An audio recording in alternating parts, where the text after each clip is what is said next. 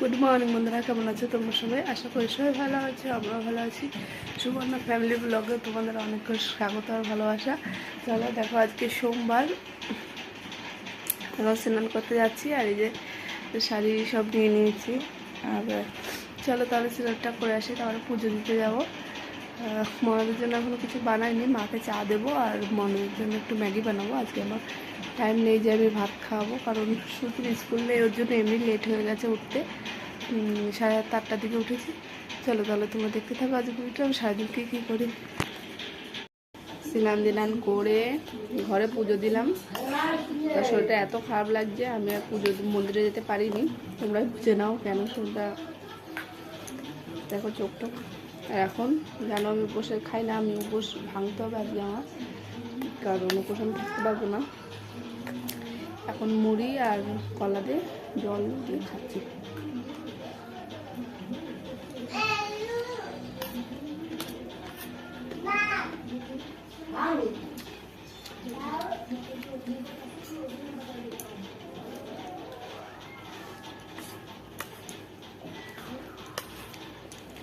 চলো আমি খেয়ে নিই, তারপর রান্না বান্না করতে হবে।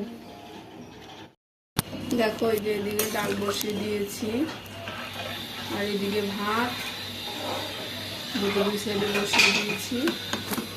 আর একটু উঠতে ভাজবো, ব্যাস একটু রান্না বান্না করে একটু আরাম করতে চাই। আমার ভালো লাগছে না আমার। রোস্টটা ভাজবো, আর আর কিছু করতে হবে না।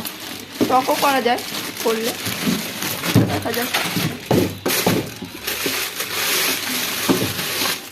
এই যে 4-5টা উঠতে ওরা দাদা ভাইরা নাড়তে নেবে, আর ডাল থাকলে আর দেখি টক করে, নাকি ইচ্ছা করলে করো ওখানে। আবার চাগুলো হতে লাগো।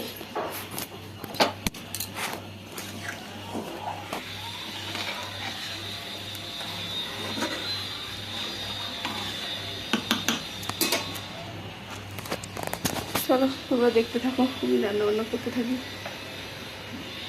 একটু মাখা খেতে ইচ্ছা করছে, দেখো তেঁতুল দিয়ে টমেটো দিয়ে লঙ্কা দিয়ে মাখাচ্ছি। এখানে খাবে নাকি? খাবে? চলো আমি ভালো করে মাখিয়ে নিই। দেখো আমি মাখিয়ে নিয়েছি। খুলে যাবে খুলে যাবে।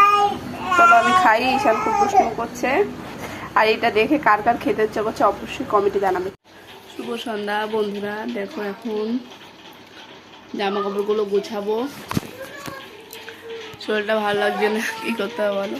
কাজ তো করতে হবে। জামা কাপড় গুছাবো, তো দাদাভাই বাজার টাজার করে নিচ্ছে, সেগুলো গুছাবো। ফ্রিজে ঝুলা শুরু হয়ে যায়, সেগুলো তুলবো ফ্রিজে এক এক করে। আর দুপুরের পরে আর ভিডিও করতে পারিনি, টক রান্না করে ঈশানকে খাওয়াতে চলে গেছিলাম, তারপরে আর ভিডিও করা হয়নি। আজকে আমি ডাল আর টমেটোর টক করেছিলাম, আর উস্তে করিনি। উস্তে কাটতেও টাইম লাগতো আর ভাজতেও টাইম লাগতো, তার জন্য ওটা করিনি।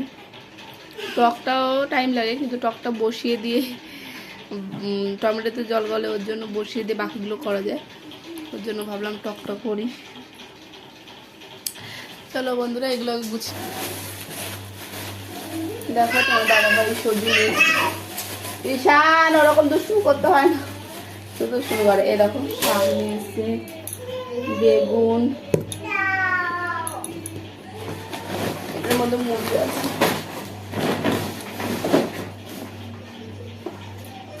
আর এর মধ্যে আলু, শুধু আলু একটু বেশি লাগে শুধু ঈশানের আলু চাই।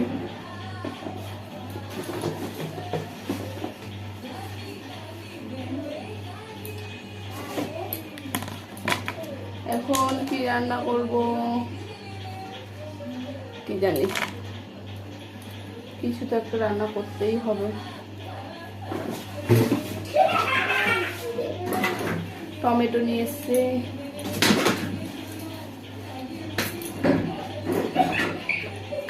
সপ্তাহে 3-4 কিলো আলু নিয়ে আসে, যা বেঁচে যায় বেঁচে যায়।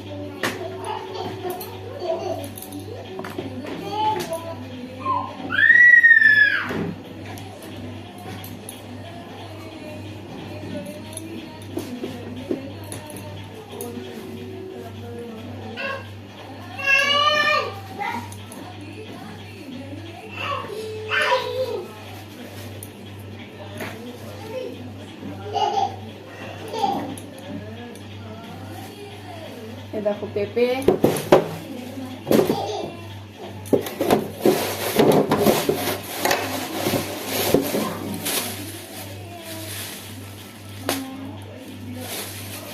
লতি কালকেই রান্না করবো, লতিটা উপর থাক।